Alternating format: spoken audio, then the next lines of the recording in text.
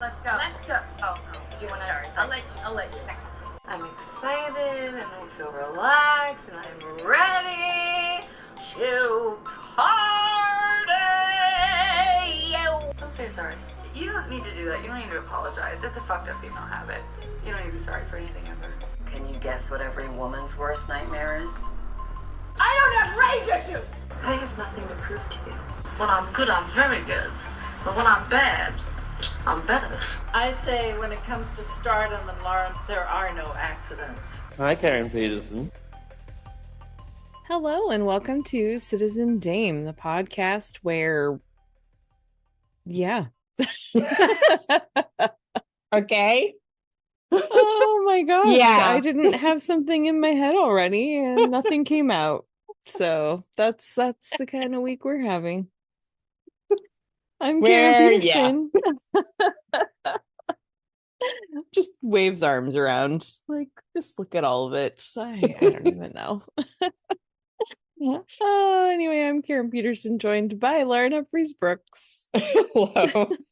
Hi. I mean, it is definitely like indicative of the experience of being an American right now in general in the world, just like where, yeah. Mm-hmm. I had a friend send me that millennials living through another disaster video. and I was just like, at this point, I'm just sort of like, sure, fine. Seems about right. Like, I can't even, it's not that I don't think that any of this shit is important or anything, but at a certain point, it's like, okay, great. I'm just gonna, great, like what? Fine. Oh, yeah. Well, how are you? Otherwise, I'm fine. Like it is finally getting slowly but surely getting nice in New York, which I'm very pleased about. We're actually getting warmer weather. Could go outside again. That's exciting. Yeah, actually got to like clean up the balcony and things like that. It's great joy. Yeah. Does make me want to be like, you know what? I was in New Zealand a couple of weeks ago and it was gorgeous and beautiful. Of course, now it's like rainy and getting cold there as well. So of course. Probably was actually there at about the right time. But yeah. Yeah, I'm good. It's been like in the 80s and 90s here. Motherfucker. And next week it's supposed to drop down to the 60s. So, if I have like a massive cold next week, we'll all know why. That's quite a big shift. Yeah.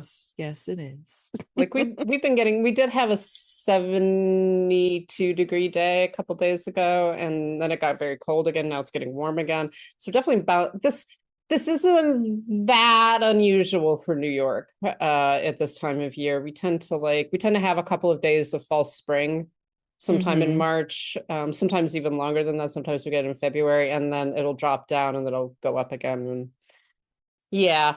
Yeah, we get that in California too. Not usually to this extreme though, because like that's a big last year at this time it was pouring down rain. 2 years ago or 3 years ago, we had a snowstorm at my house, which is very low. We don't like it never snows here ever. And that's how cold it was that it snowed and was sticking. Like I drove around and there were kids having a snowball fight in a park just a few blocks away from me. So, and now this week it was 90 degrees. So it's like, I don't know. It's almost as if the climate is changing. Oh no, it can't be that. It's got to be something else. No, yeah, it's like there's just been a change. I think it's Jewish space lasers is what it is. Yeah. Oh goodness. Anyway. Well, this is the end of March and we are finishing out our Women's History Month with a film that is historical fiction. This one is not as biographically accurate as the previous two films that we talked about, but still an interesting one to look at. And that is the film Belle from 2013, directed by Amma Asante. And I believe this was a first-time watch for both of us. Yeah, I'd heard of this film and I'd had it recommended to me a couple of times. So Nanina, one of our patrons and good friend, had suggested this as well. And yeah, it was an interesting film. I was actually surprised that I hadn't seen it because I watched it's very similar to Chevalier, which I watched earlier, like a couple months ago. Which, you know, just in terms of the historical fiction aspects, the reality of it as well, and like what it's examining in terms of the depictions of race, particularly in countries where we often don't, at least in the Western world, we often don't talk about it that much. Mm-hmm. And Yeah. that's one of the things I liked about this, and then I also liked about Chevalier is that this was addressing kind of race in this case in Britain, in the late 18th century, and in Chevalier's case also the late 18th century because it's French Revolution. Yeah. Okay, so the plot summary for this movie, I'm just going to read it really quickly. It's Dido Elizabeth Belle, the biracial daughter of Royal Navy Captain Sir John Lindsey, is raised by aristocratic great uncle Lord William Murray, the first Earl of Mansfield in 18th century England. And so this stars Gugu Mbatha-Raw, Tom Wilkinson, and Emily Watson, Penelope Wilton. If you watch if you watch Downton Abbey, you'll recognize Penelope Wilton. And basically, so some of this is based in truth. So basically, Lord Murray, the Earl, he is also a judge. And in the late 1700s, he did hear an appeal of a case. It was an insurance fraud case. And it came to be known as the Zong massacre. The Zong was a slave trading ship, and what happened was they, claiming that they needed to save the ship and the lives of their crew, they threw their slaves that were cargo that were being transported to America, threw them overboard to save the crew. And so then they were claiming insurance money for their lost cargo. And the lower court found in favor of the insurers, but this got, or I'm sorry, in favor of the boat owners. And the insurance company appealed the case. It went to the chief judge's court, and he eventually found in favor. Spoiler alert for the movie. He eventually found in favor of the insurance company and did declare that this was fraud. There was evidence that they had, in the movie, it was that they had evidence that they had passed 8 ports where they could have gotten water and other things that were needed. And in other real historical documents, it also rained for like an entire day, and they were able to fill up water reserves and stuff. So it was declared that they knew the slaves were sick. They threw them overboard to claim the insurance money, and this was becoming a common practice. And so Lord Murray actually had the opportunity to, or he was part of this court decision that eventually, years later, would help lead to the end of the practice of slavery in Britain. Mm-hmm. So that is the backdrop of this fictionalized story. Dido Belle was also a real person that did live in his house, really was the illegitimate biracial daughter of his nephew, and he raised her, but that's all we know about her. We don't really know anything else. So much of this movie is very fictionalized, and it's based on a painting that was commissioned, and it shows Dido and her cousin Elizabeth together in this painting. And so this entire movie kind of came from that, and it's imagining what would a biracial young girl what would her life be like? What would she be like while this big case is unfolding? Really in her own house. So yeah, so that's sort of what the movie is looking at, what it's about. So what are your general thoughts about Belle? Well, I just wanted to mention the fact that Lord Mansfield was like, he's the Lord Chief Justice. Yes. So he's basically the Supreme Court. He is the Supreme Court. Yes. Yeah, he is the Supreme Court of Britain. So his decision in this case, both in reality and in the film, is really important.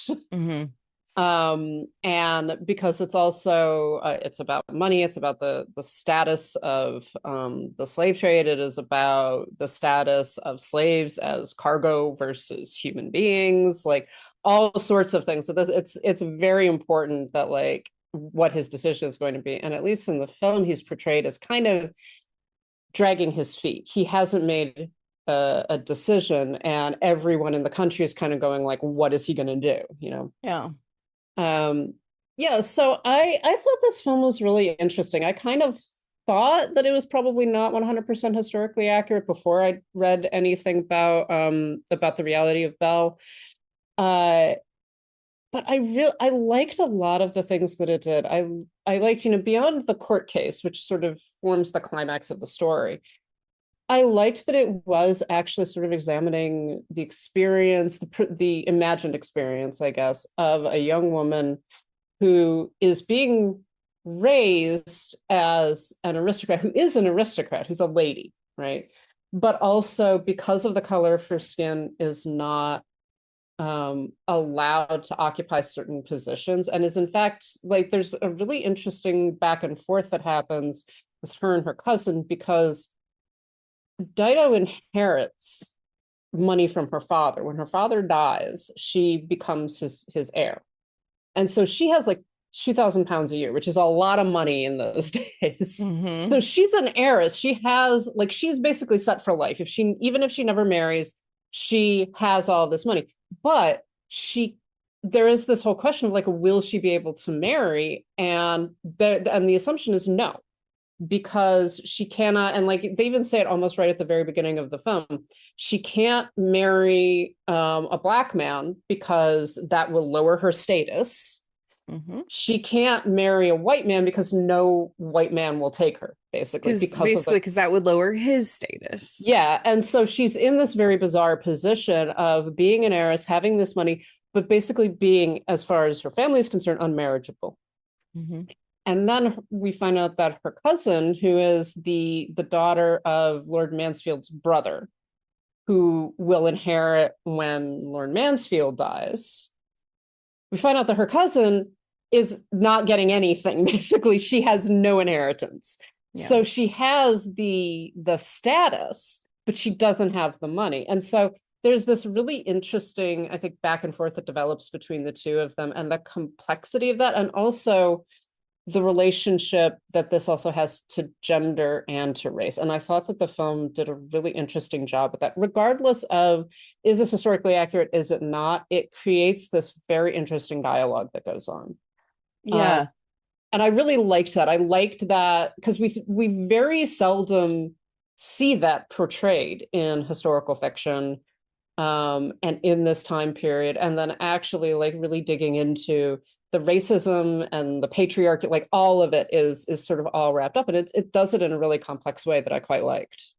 So the relationship between Dido and Elizabeth, the two cousins, it's really a sweet one. It starts when they're children. Elizabeth's been basically just hanging out with Aunt Mary, and there's no other kids her age, there's nobody else for her to hang out with, and then suddenly this cousin shows up, and so they become really close. They have nobody else, but there's not a rivalry. They become the best friends, and they're kind of inseparable. And the thing is that the way that Dido is treated in the family, every time they're having guests over and things, it's improper for her to dine with the family. And we know, because we know that this is because of the color of her skin. That conversation that happens later, where it's it's Dido and Elizabeth kind of arguing because Elizabeth is really upset that Dido has just gotten engaged, because it turns out that someone will marry her, and why he's willing to marry her is a little questionable, and we'll get to that. But Elizabeth is really upset because the person that she wanted to marry doesn't want to marry her, and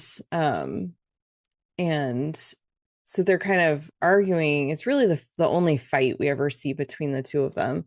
And Elizabeth thinks that the reason Dido can't come eat with them is because she's illegitimate. And Dido points out, well, you are too. Like, that's not the problem. And then what ends up happening in their fight is Dido points out that her father legitimized her. He gave her his name. He recognized her, made her his heir. Elizabeth's father refuses to acknowledge that she exists, just dumped her with this uncle, and that's it. And that's why she won't inherit anything, because he will not legitimize her. Yeah, my understanding, I'd have to look it up again, but my understanding was that Elizabeth's mother and father were married, but then the mother died and he remarried. That might be it. I don't know. But then he had other kids. Yeah, and he has other children, and he's the inheritor, and he's like basically refusing to give her anything, which he has the power to do because she's female.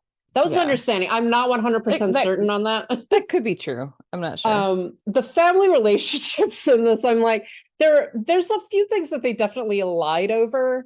And one of them also, because I was like, are they going to adjust this at any point? And they never actually do. One of them is Sir John Lindsay shows up at this slum, right, where Dido has been living with her mother.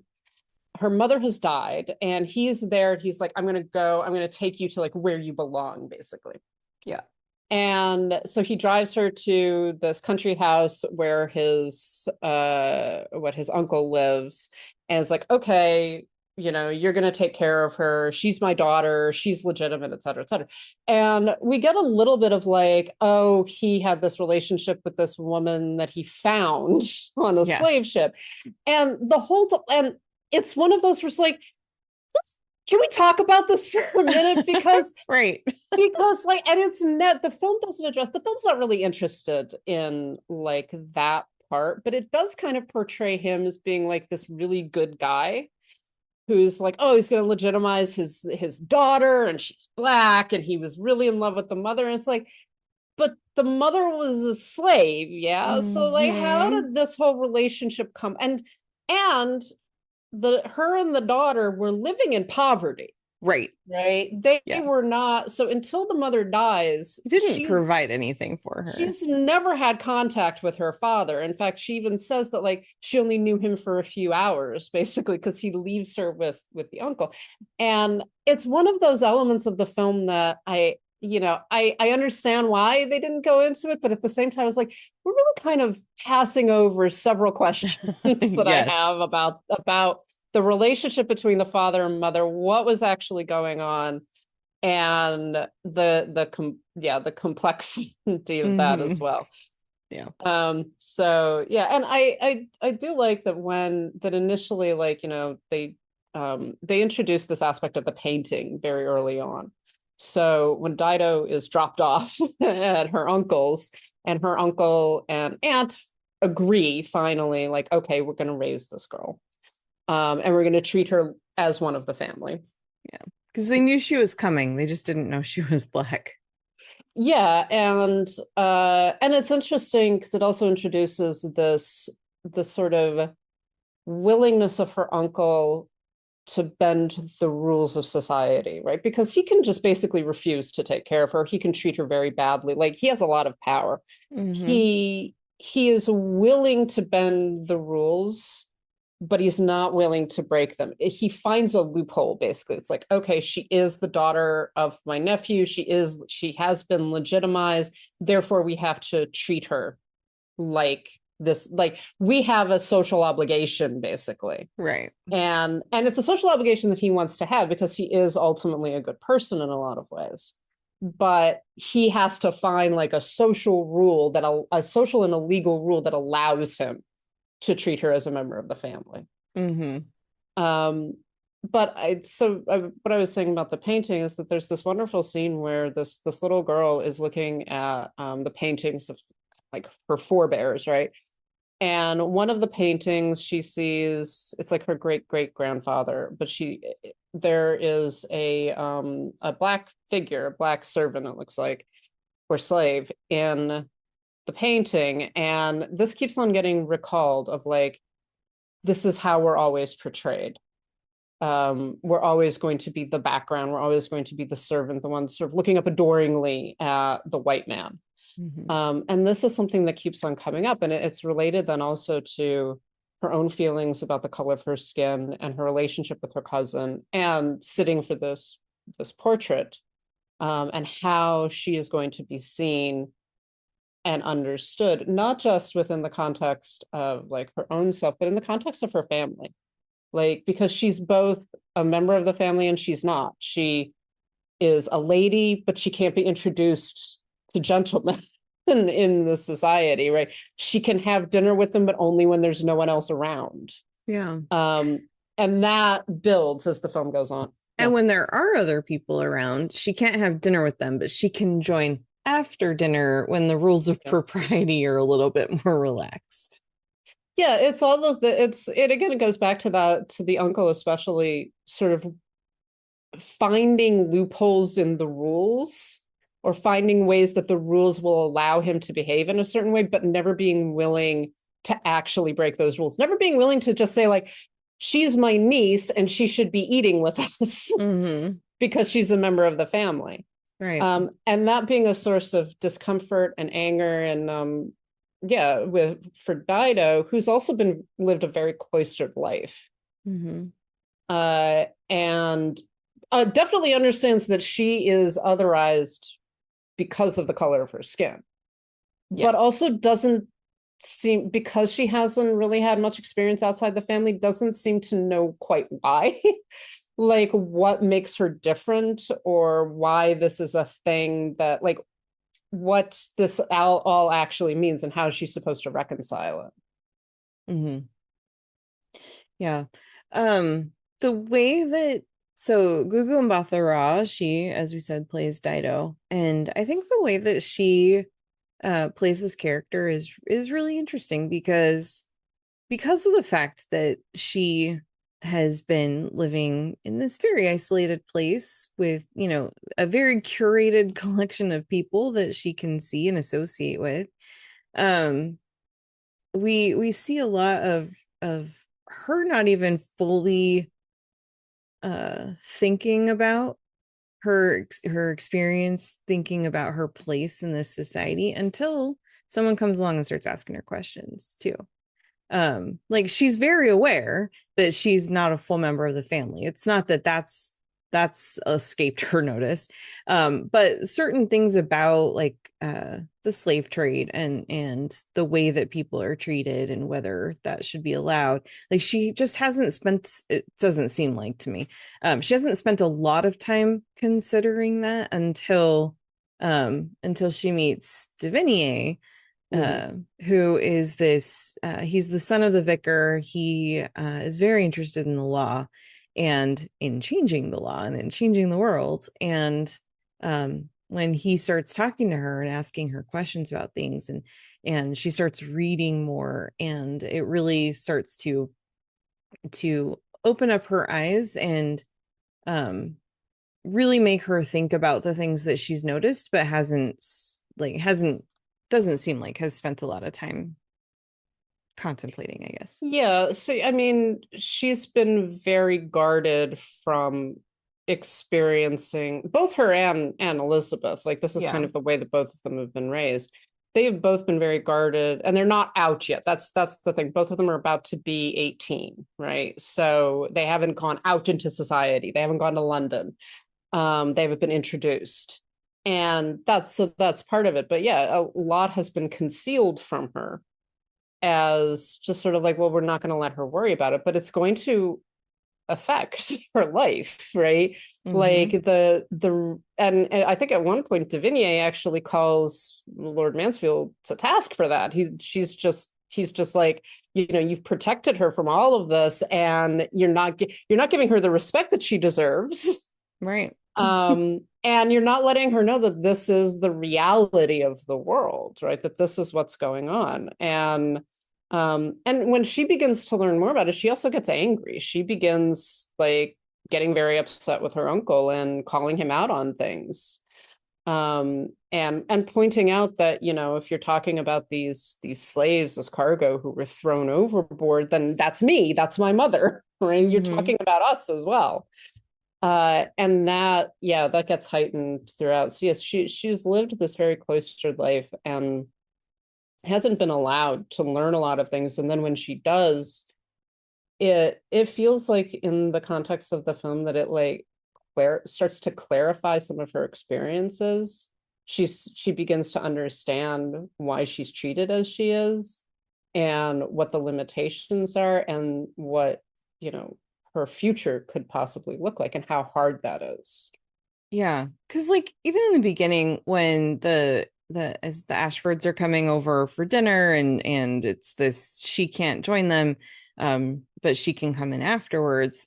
She doesn't seem to be questioning that. She's just like, yep, I know this is the rule, and it's not that she likes it, but she's just used to this, and so she hasn't really spent a lot of time thinking about it or questioning it or pushing back on it until she starts reading more and starts learning about this case and really starts to have her eyes opened. And I think a lot of in a lot of different ways, a lot of people can maybe relate to that, where you're just so used to things being a certain way until someone comes in and says, wait, why is this like this? And then you're like, oh, actually, I don't know. in a certain sense, it's very much a coming of age story that, it isn't something that she's questioned. She doesn't have a great deal of knowledge of it because she hasn't been allowed to have that knowledge. Right. Which indeed is true for most women, regardless of the color of their skin. We see it with Elizabeth as well. Elizabeth hasn't been allowed to have a lot of that knowledge. And on the one hand, it almost protects Elizabeth from getting really racist, because the Ashfords, when they show up, they are like saying all kinds of nasty shit. They're awful. Like vocally too, but especially the mother, who is like, talking about Dido openly, right? While she's in the room. And then you also, but the other thing that the film, I think, does a really good job at of pointing out, without going too far with it, is the danger that it does actually put Dido in. The fact that she has been so cloistered and has not been told a lot of things and has not been educated a lot of things. Like, she starts going around with Thomas, right? Who, when he initially sees her, like he talks about her as though she's a thing to be possessed. Yeah. And I like how the film portrays that combination of the disgust that the brother has for her and the exoticizing that Thomas does. Oliver. What his name is? Thomas. Oliver? Oliver. The brother? Yeah. The one that she gets engaged to? Yeah, that's Oliver. That's all. Why did I think it's it was Oliver Thomas? And James. James is played by Tom Felton. I'm very confused now. Yeah. Oh, Oliver. Why did I think his name was Thomas? I don't know. So weird. Anyways. Oliver, yes. I really thought his name was Thomas. Anyways, yes. Maybe that's where I was getting confused or something. It was Tom Felton. Oliver, the guy that she gets engaged to, the brother who doesn't have a title and needs money. Basically. Yeah, he won't inherit anything. Yeah. He wouldn't be lowering himself to marry her because he doesn't have anything anyway. Well, and that's where the whole conversation about title and wealth and who is allowed to marry whom and why is very interesting, and the way in which it's like this bargaining for women, right? And Elizabeth at one point points out that, we're just things to them. We are like, we're to be given, we're to be sold, we're to be taken or not taken. And the way that intersects with race in this film, I think is really interesting. But Oliver's exoticization of her and treatment of her as like this kind of thing to be possessed, and the fact that she does things like walking alone with him and being out at night with him and things like that, in that are honestly dangerous. And her stepmother is saying like, I think that maybe this is a bad idea. Right. Mm-hmm. But on the other hand, it's just like, well, he's not going to do anything because he's a gentleman and like he can never marry her anyways. And I'm sitting there at least going like, he could rape her though. Right. Like, or he could seduce her. Another thing is that he could seduce her, is that he could make promises to her because he wants her, and like, and not fulfill them. And she's not been given any real knowledge like that in her education or in the way that people have talked to her about how to actually deal with this, right, and the dangers that she could actually be in. Right. And at the same time, we have the brother, James, the older brother, who is the one who stands to inherit the title, and he's courting Elizabeth. But when he finds out that she has nothing to inherit, he drops that. He's after money too. The Ashfords clearly don't have money. But James is the one that's going to have the title. But he's also super racist. And even if he wasn't, that wouldn't be a match that he could have with Dido because of her skin color.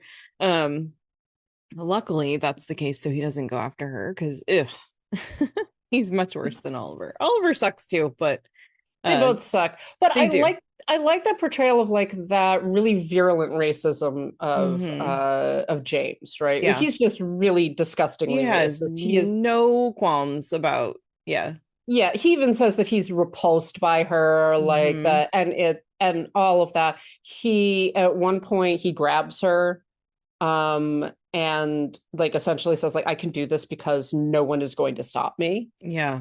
And all of that real, like, that virulent racism. And then you've got someone like Oliver who is quote unquote better, right? But he's not. Like, he exoticizes her. He does see her as a possession. He sees her as something that would be fun to have, basically. And also he wants her money. And it's like, oh, great. And I get all of this inheritance, right? It's perfect. But it's that more kind of insidious sort of racism. And also, that combination of racism with misogyny and sexism and the treatment, as Elizabeth says, as women as things, as, stuff to be bought and sold. And it's not an accident that the film is making the connections between the treatment of women and the treatment of Black people generally. Right. And this all kind of coming together in Dido, who is both Black and a woman, and is having to navigate all of this without, and is getting increasingly angry about it, as she should. Yeah. Well, and it's interesting because she's in a situation where she doesn't have to worry about it. She could never get married and she'll be fine. She can take care of herself for life. She's set. But she's still a young woman and, she would love to find love. That's fine with her, She's also being told that the only position she could possibly occupy in the household will be the same position that Lady Mary occupies. And that she does not want. Yeah, and so it's also, in a sense, it is also a trap, right? Yeah. So you get the keys to the house, you get to take care of the house, you get to look at, you get to be the governess, basically, not quite the governess, but the minder, the chaperone of Elizabeth's children, maybe, right? Or the children, when Lord Mansfield dies, the children of the brother, that's what you get to do. That is the only role that you can occupy. And of course she would possibly have other choices, but she would have to completely break with her family and with the world that she lives in. Yeah, that's the thing. She would have the opportunity to do that, but yeah, she would have to leave. But if she's going to stay and be in the familiar life she knows. In fact, I think at one point, don't they even hand her like a handkerchief or something, like kind of reinforcing that you're the new Aunt Mary, basically. Yeah, like she's even told, I think Lord Mansfield says to her, it's like, oh, here are the keys. Mm-hmm. Right? Because you have to start learning this because Lady Mary is getting old.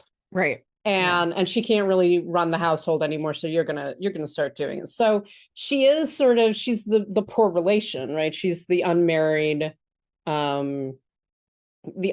servant, right? Mm-hmm. And that's the position that she's going to occupy. And it's also being, this is being said to someone who's 18 years old. Yeah. And it's like, this is your life, by the way, for the next 50 years at least. This is what you're going to do forever. And that's it. And like, I would burst into tears too. Uh-huh. Yeah. So when Oliver Ashford proposes, she's just like, yeah, sure. Okay. He's cute enough, I guess. So, yeah, but at the same time that she gets engaged, James has lost his interest in Elizabeth because she's Poe. And so Elizabeth is very upset about this. And I think it's really sweet because after they have their big argument, they also make up, Dido and Elizabeth. And Dido even offers to give part of her inheritance to Elizabeth as a dowry so that she can find a good husband, so that she can have a good match. And I think that just really speaks to the goodness of Dido as a person, but also just really how much she loves her cousin, and that she would do that for her. Yeah, and I like that fight between the two of them, because I do think there's that moment where Elizabeth says, like, she starts kind of building up to it, and she's like, well, you're, and she just keeps on repeating it. She doesn't follow through. And Dido's like, say what I am, right? Mm-hmm. And Elizabeth follows through with you're illegitimate. But that's not what she was thinking. I don't think she was not. I don't think that Elizabeth was thinking, there was this point of the possibility of a break between the two of them. And she's building up to saying a slur or to saying that you're black, right? That's really what it comes down to. That's why you are beneath him. And because, as Dido points out, well, you're illegitimate too, so it can't be that. Yeah. So it's interesting. It approaches that issue of race and of gender and of class in a really nuanced way. And then, doing it within the context of this case of the ship, and how people, how slaves are viewed, how they're treated, this whole concept of human cargo, and the treatment of them as livestock, all of that. Like it's a really interesting sort of examination of that, regardless of the historical accuracy. Right. Well, one of the things that I was thinking about too as I was watching this was similar to what we were talking about last week with Harriet. What we know and what we see with regards to racism in this film is all what's being described. It's what's being talked about. We don't ever see it. And really the only person that we see, the only person of color that we see, other than a couple of paintings, is Dido in this movie. But we're hearing about the treatment of slaves. She's hearing about this. She's hearing about the conditions that they're being transported in, and what was done to them on this ship. And I can't think of another film off the top of my head. There might be others that, well, you mentioned Chevalier. I can't think of another film where the idea of the slave trade was shown in this way through the experience of someone in the aristocracy, but who's in a position to like, I don't know, like you don't really see this when you see these kinds of things. It's like, oh, these heroic white people that fixed it, that ended the practice, that fought against it, but you don't usually see those stories focalized through a Black person's perspective. And that's one of the things that makes this movie a good one and a bit unusual. Yeah, I agree with that. And it depicts also the complexity, like the degree, not the complexity necessarily, the degree to which the British Empire was invested in slavery as an institution. And I will say, and I think that probably, if I watched a little bit more British films in particular, that maybe there would be more of that. But there, a lot of the time, I'm going to call out the Europeans a little bit. A lot of the time, slavery is depicted as being a specifically American problem. Yeah. And racism, particularly against Black people, is depicted as being a specifically American problem. And one of the things that we have to remember is that the reason why there were slaves in America to begin with is because of the transatlantic slave trade, which was run by the Europeans. Which started before America was America. Before America existed. And so there's this distance, I think, that Britain often has from that, because there were slaves that were held in the British Isles, right? But slavery itself was something that was often done in colonies because they were transported to places like America to work on plantations. Yeah. And so there's this tendency to kind of be like, as soon as there's that break with America, it's like, well, that's an American problem now. It's like, you guys invented that. Well, they also, and I'm not equating these things, but I mean, they also enslaved white people. Like the British just enslaved people that were below them. That's what they did. It's like, and I mean, we could also then go into, let's talk about India. Exactly.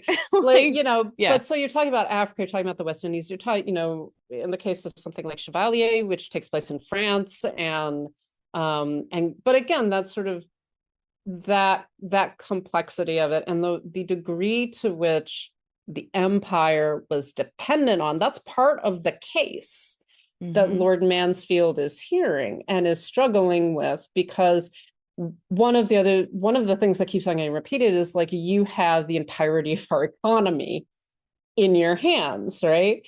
And that's the degree to which people were invested in terms of pure money, like monetary matters, were invested in slave trade and in the institution of slavery as a whole.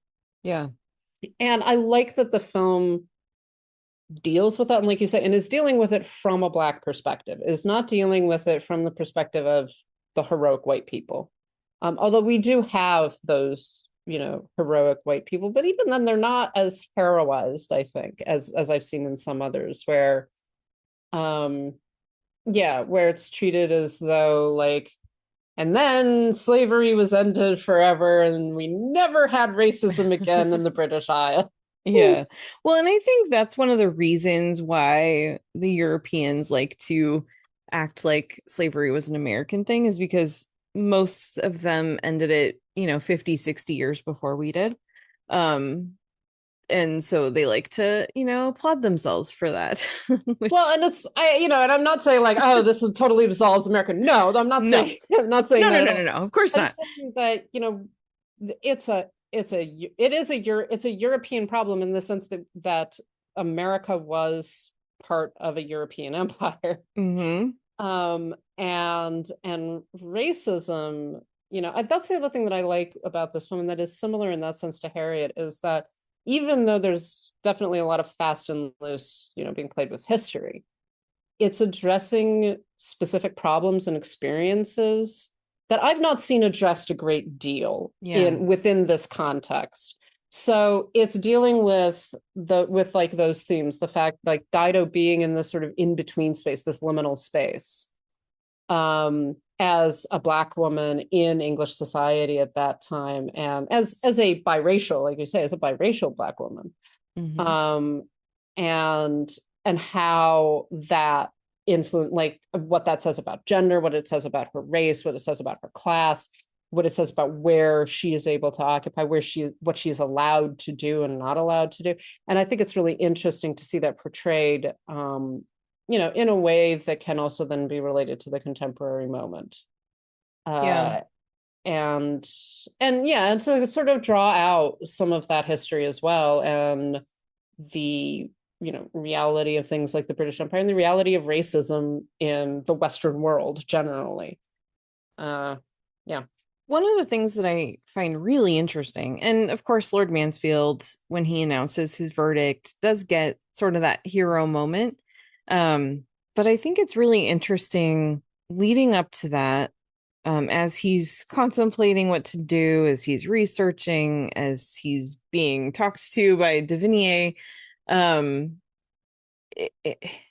it's so frustrating to watch him, frustrating in the right way, the way that the movie wants you to be frustrated, because it's like you have this young woman living in your house who calls you papa, who you clearly love, and yet you are separating her from all of this entire ecosystem, this entire group of people, and this entire thing that's happening. Like, for some reason, you're looking at her, even though you make her live by a different set of rules than your other niece, you're looking at her as somehow separate from all of the rest of this. And the fact that she doesn't automatically inform his opinions about slavery in general, I think is a really interesting characterization too, because you would think, or there might be a tendency in, like if this were directed by a white person, maybe there might be a tendency to try to paint him as, oh, I really want to fix this, but there's nothing I can do, my hands are tied, instead of, well, no, these are two completely separate things. I mean, it does come back to, what has been often talked about when it comes to whiteness and race and racism, where it's just like, well, not my friend, not Right. my, so like and even you hear it from bigoted white people as well, where you're just like, well, but your All the grandchild is time. Black, right? And just like, yeah, but that's different, right? It's that different. Yeah. And I think that very subtly the film does exactly that. It's like, well, this is different. And it's like, is it? And Dido points that out to him at one point. Like, she's just like, this is me. Like, this is my mother. And because she recognizes it. And it's something that I think that he knows, but doesn't want to look at. Yeah. And it's a good thing to actually see portrayed on screen in a character that is fairly sympathetic as well. Like, I think we have he's complicated, but I think we're supposed to have some affection for him. Yeah, he's always kind. He clearly loves both of the girls. Yeah, and it goes back to that, like, his wife even tells him this, more or less, that, like, you're willing to find a rule that will fit, but you won't actually break those rules. You won't actually do something that will change them. Yeah. And that's what he does throughout the film, up until he actually delivers his verdict of being like, well, I'm sort of gonna work it out so that I can still fit into these rules, but I never actually have to challenge the rules themselves. Yeah. I really love that conversation between Lord and Lady Mansfield. And and that's another moment where, because it's like, going into this, I kind of thought she was going to be more of the, oh, that girl doesn't belong here, but once Dido is part of the family, like, she's part of the family for Lady Mansfield, as much as she's allowed to be. Yeah. And I really love that conversation when she basically calls him out, exactly what you're saying, and she's like, you have this power, what are you going to do about it? And I think that's a really good moment. Yeah, and she points out to him that he was that kind of idealistic when he was young, when she initially married him. And there's also this like he did not he had the title, but he didn't have any money. He had to be sponsored.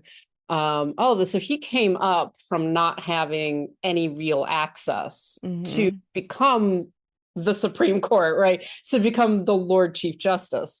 Right. And that she's pointing out, it's like, you know, you had this idealism, this desire to change things, and now you're in a position where you can change them. And you have to find that idealism again, that actually, like, I'm going to change the world, you know, and he has that opportunity, and he, you know, thankfully and finally he takes it. But it is a good moment. I like Lady Mansfield. She's Emily Mortimer. Emily Watson. Emily Watson. And she's wonderful, but I also I like the fact that she's kind of clear-eyed about it. She recognizes the problems, right? Almost immediately. She's like, this is going to be difficult, because she also knows where she's a woman, and she also knows how, like, the society that Dido is going to have to occupy and how she's going to be treated. Yeah. But yeah, there are these like, and she's so ecstatic when Oliver proposes, because she's like, oh my God, the thing that we thought would never happen. Right. Now she has status. She can be married. Her children are going to have status. And that's, you know, and that protects Dido in a lot of ways. That actually, you know, can actually move forward. Of course, Dido winds up rejecting it. I also like the fact that they support her in deciding not to marry Oliver. I like that. The Ashfords suck. Yeah, they're just like, we don't like these people anyways, but you know what? But I like that fact, because they really pressured her to marry him still, but that they're actually like, this is actually not what she wants, so we're gonna stick by her for it. It's not, oh, you're throwing away your future. It's okay. It's that concern of like, you do know what decision you're making here, but they actually support her in that decision. Meanwhile, Dido does fall in love with John Divinier, and I think that it's interesting because going into this, like, I knew that this dealt a little bit with the slave trade in this time period and aristocracy, but I thought it was more of a love story. And so I was actually really surprised that the love story takes a back seat to the political and historical things that are happening, and the sociological ones. So I thought that was an interesting way to tell this, but I really like the way that the relationship unfolds between Divinier and Dido, and also how Divinier really reflects for Lord Mansfield, kind of his younger self, this idealistic, you know, I'm gonna change the world person, and then he end up in a position where he could change the world and he wasn't doing it. And he's kind of being called out on that by this kid who doesn't have a way into the legal system as much as he wants it. And so then Lord Mansfield by the end has the opportunity to do that for him, and he does. And I really like that. Yeah, me too. I like their relationship. I think it's portrayed very, like, realistically and sensitively. Like, I believed by the end of it that they had fallen in love with each other truly, right? And I liked that. It didn't feel like it was just sort of shoehorning in the romance or making it come out like that or anything like that. It was well done. Yeah, well, and I think a big part of the reason why their love was so believable is because it wasn't just, you know, stolen kisses in the garden or whatever. He was actually opening up her mind. He was challenging her intellectually and recognizing that she had that capacity and that interest, and recognizing who she is and what society's like versus what society sees her as. And she also pursues it too. Like that's part of it. She's not a passive character in any way. Right. And I really like that as well, that she is like, this is important to me. And she starts pursuing him and pursuing acquaintance with him. Not really out of like, I think he's cute, right? Although she does, but but more like that he's passionate about something that is important to me, and I think that this is an important thing to do. Yeah. And he might actually be able to, change my uncle's mind. There are all kinds of things that he might be able to do. So she pursues him to a certain degree of like, I want to be a part of this, basically. Mhm. Yeah, I will say, brief shout out to poor Harry the coachman. There's one shot where he just has this expression of misery when she like shows up to, and I was just like, you know what, like you can just see it in Harry's face of like, this is above my pay grade. Uh-huh. I do not want to be involved in this. Please don't make me do this anymore. This is like a little. I was just like, Harry, I get it, bro. Like you are not just like I don't want to be here. Yeah. And she's like, I'll drive. Just like, all right. Like, please, no more. Gotta imagine Harry being like, oh god, not you again. When are you getting married? When are you out of my hair? Yeah. And then of course there is also a bookend with the painting, because we saw the painting get commissioned early on. We've seen the types of paintings around the house that do involve the few Black people that have been in them. And when the painting is finally revealed, it shows it's Elizabeth and Dido together, and it shows them as equals. Dido is not subservient to Elizabeth, and that's a really big and important moment too. Yeah, and it doesn't try to render Dido as whiter either, like Right. not either whiter or darker than she actually is. Like Yeah. it's very much like it's true to who she is. Mm-hmm. It doesn't try to make her like, oh, actually she's a white person or anything like that. Right. Yeah. Which we've seen magazines even now doing this, airbrushing darker skin. Oh, yeah. And yeah. Mm-hmm. Yeah. This painting is real. It's an actual painting that exists, and they show it at the end of the movie. Yep, and I think it did hang in Kenwood House until I think the 1920s. And then it was relocated to where Lord Mansfield was born. So, yeah. Any other things that we should talk about? No, I mean, Gugu Mbatha-Raw is fantastic. Yeah. Like, we haven't really said much about her, but she is so good. She is the anchor of this film.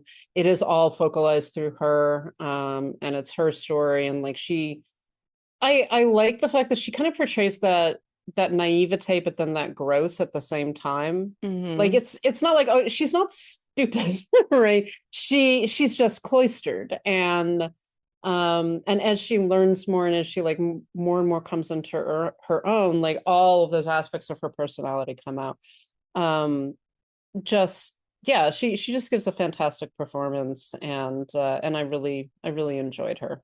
Yeah, she's great. I really like her. And I thought Tom Wilkinson was really good too as Lord Mansfield.